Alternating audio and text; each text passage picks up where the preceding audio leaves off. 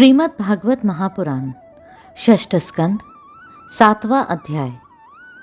बृहस्पति जी के द्वारा देवताओं का त्याग और विश्व रूप का देवगुरु के रूप में वरण। राजा परीक्षित ने पूछा, भगवान, देवाचार्य बृहस्पति जी ने अपने प्रिय शिष्य देवताओं को किस कारण त्याग दिया था? देवताओं ने अपने गुरुदेव का ऐसा कौन सा अपराध कर दिया था? आप कृपा करके मुझे बतलाइए। श्री सुखदेव जी ने कहा, राजन, इंद्र को त्रिलोकी का ऐश्वर्य पाकर घमंड हो गया था। इस घमंड के कारण वे धर्म मर्यादा का, सदाचार का उल्लंघन करने लगे थे। एक दिन की बात है, वे भरी सभा में अपनी पत्नी शची के साथ ऊंचे सिंहासन पर बैठे हुए थे। 49 मरुदगण, 8 वसु, 11 रुद्र, आदित्य, ऋभुगण, विश्वेदेव, साध्यगण और दोनों अश्विनी कुमार उनकी सेवा में उपस्थित थे। सिद्ध, चारण, गंधर्व, ब्रह्मवादी मुनिगण, विद्याधर, अप्सराएं, किन्नर, पक्षी और नाग उनकी सेवा और स्तुति कर रहे थे। सब ओर ललित स्वर से देवराज इंद्र की कीर्ति का गान हो रहा था। ऊपर की ओर चंद्रमंडल के समान सुंदर श्वेत छत्र शोभायमान था। चवर, पंखे आदि महाराजोचित सामग्रियां यथास्थान सुसज्जित थी। इस दिव्य समाज में देवराज बड़े ही सुशोभित हो रहे थे। इसी समय देवराज इंद्र और समस्त देवताओं के परम आचार्य बृहस्पति जी वहां आए। उन्हें सुर असुर सभी नमस्कार करते हैं। इंद्र ने देख लिया कि वे सभा में आए हैं, परंतु वे न तो खड़े हुए और न आसन आदि देकर गुरु का सत्कार ही किया। यहाँ तक कि वे अपने आसन से हिले डुले तक नहीं। त्रिकालदर्शी समर्थ बृहस्पति जी ने देखा कि यह ऐश्वर्य मद का दोष है। बस वे झटपट वहां से निकलकर चुपचाप अपने घर चले आए। परीक्षित, उसी समय देवराज इंद्र को चेत हुआ। वे समझ गए कि मैंने अपने गुरुदेव की अवहेलना की है। वे भरी सभा में स्वयं ही अपनी निंदा करने लगे। हाय हाय, बड़े खेद की बात है कि भरी सभा में मूर्खतावश मैंने ऐश्वर्य के नशे में चूर होकर अपने गुरुदेव का तिरस्कार कर दिया। सचमुच मेरा यह कर्म अत्यंत निंदनीय है। भला कौन विवेकी पुरुष इस स्वर्ग की राजलक्ष्मी को पाने की इच्छा करेगा? देखो तो सही, आज इसी ने मुझ देवराज को भी असुरों के से रजोगुणी भाव से भर दिया।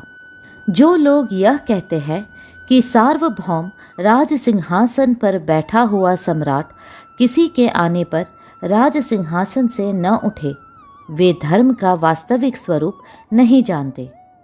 ऐसा उपदेश करने वाले कुमार्ग की ओर ले जाने वाले हैं। वे स्वयं घोर नरक में गिरते हैं। उनकी बात पर जो लोग विश्वास करते हैं, वे पत्थर की नाव की तरह डूब जाते हैं। मेरे गुरुदेव बृहस्पति जी ज्ञान के अथाह समुद्र है। मैंने बड़ी शठता की। अब मैं उनके चरणों में अपना माथा टेककर उन्हें मनाऊंगा। परीक्षित, देवराज इंद्र इस प्रकार सोच ही रहे थे कि भगवान बृहस्पति जी अपने घर से निकलकर योग बल से अंतर्धान हो गए। देवराज इंद्र ने अपने गुरुदेव को बहुत ढूंढवाया, परंतु उनका कहीं पता न चला।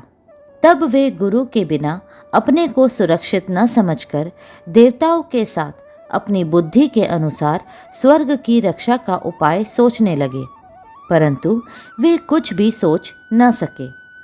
उनका चित्त अशांत ही बना रहा। परीक्षित, दैत्यों को भी देवगुरु बृहस्पति और देवराज इंद्र की अनबन का पता लग गया। तब उन मदोन्मत्त और आततायी असुरों ने अपने गुरु शुक्राचार्य के आदेश अनुसार देवताओं पर विजय पाने के लिए धावा बोल दिया। उन्होंने देवताओं पर इतने तीखे तीखे बाणों की वर्षा की कि उनके मस्तक, जंघा, बाहु आदि अंग कट कट कर गिरने लगे। तब इंद्र के साथ सभी देवता सिर झुकाकर ब्रह्मा जी की शरण में गए। स्वयंभू एवं समर्थ ब्रह्मा जी ने देखा कि देवताओं की तो सचमुच बड़ी दुर्दशा हो रही है, अतः उनका हृदय अत्यंत करुणा से भर गया। वे देवताओं को धीरज बंधाते कहने लगे। ब्रह्मा जी ने कहा, देवताओं, यह बड़े खेद की बात है।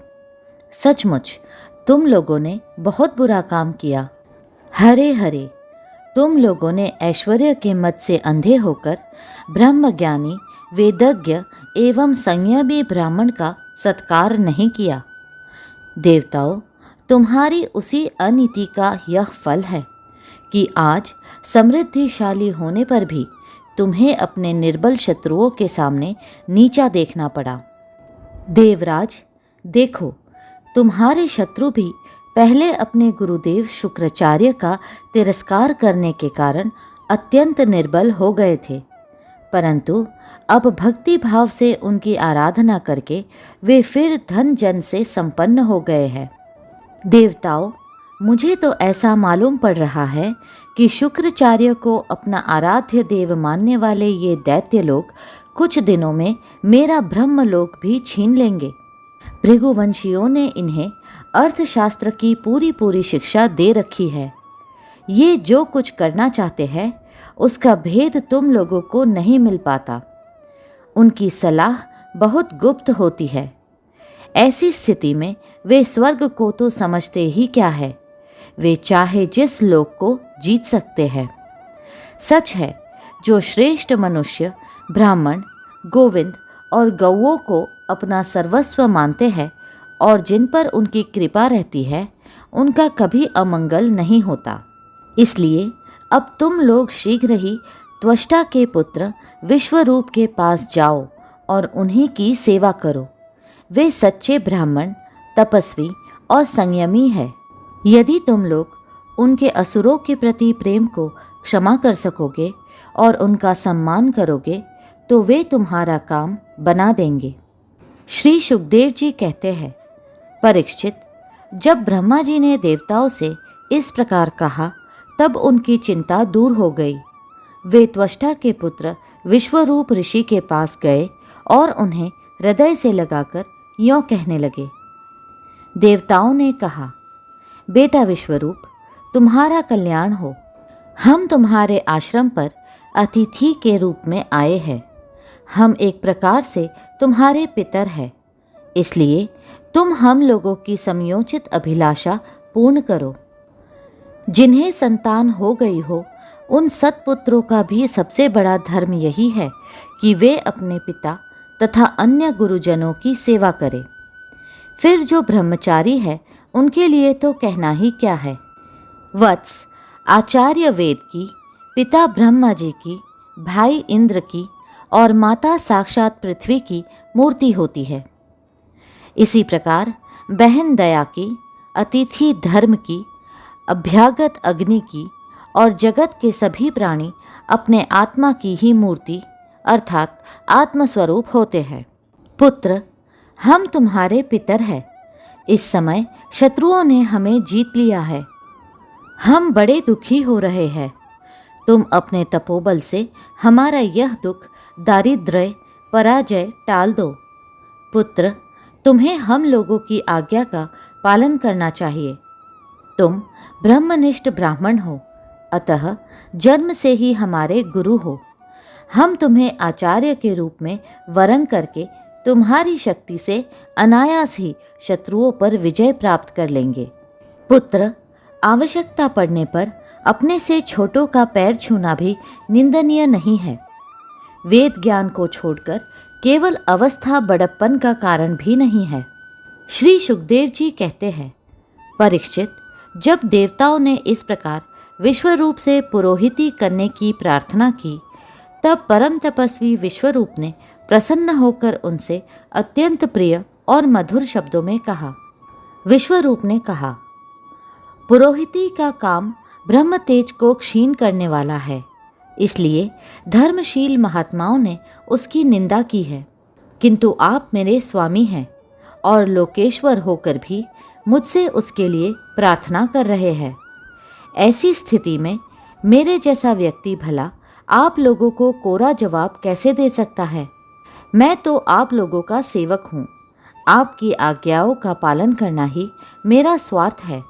देवगण, हम अकिंचन है। खेती कर जाने पर अथवा अनाज की हाट उठ जाने पर उसमें से गिरे हुए कुछ दाने चुन लेते हैं और उसी से अपने देव कार्य तथा पितृ कार्य संपन्न कर लेते हैं। लोकपालों, इस प्रकार जब मेरी जीविका चल ही रही है, तब मैं पुरोहिती की निंदनीय वृत्ति क्यों करूं? उससे तो केवल वे ही लोग प्रसन्न होते हैं जिनकी बुद्धि बिगड़ गई है। जो काम आप लोग मुझसे कराना चाहते हैं वह निंदनीय है। फिर भी मैं आपके काम से मुंह नहीं मोड़ सकता, क्योंकि आप लोगों की मांग ही कितनी है। इसलिए आप लोगों का मनोरथ मैं तन मन धन से पूरा करूंगा। श्री सुखदेव जी कहते हैं, परीक्षित, विश्वरूप बड़े तपस्वी थे। देवताओं से ऐसी प्रतिज्ञा करके उनके वरण करने पर वे बड़ी लगन के साथ उनकी पुरोहिती करने लगे। यद्यपि शुक्राचार्य ने अपने नीति बल से असुरों की संपत्ति सुरक्षित कर दी थी, फिर भी समर्थ विश्वरूप ने वैष्णवी विद्या के प्रभाव से उनसे वह संपत्ति छीनकर देवराज इंद्र को दिला दी। राजन, जिस विद्या से सुरक्षित होकर इंद्र ने असुरों की सेना पर विजय प्राप्त की थी, उसका उदार बुद्धि विश्वरूप ने ही उन्हें उपदेश किया था। अगला अध्याय शीघ्र ही साझा होगा। कृपया करके लाइक, सब्सक्राइब और शेयर करें। हरे कृष्णा कृष्णा कृष्णा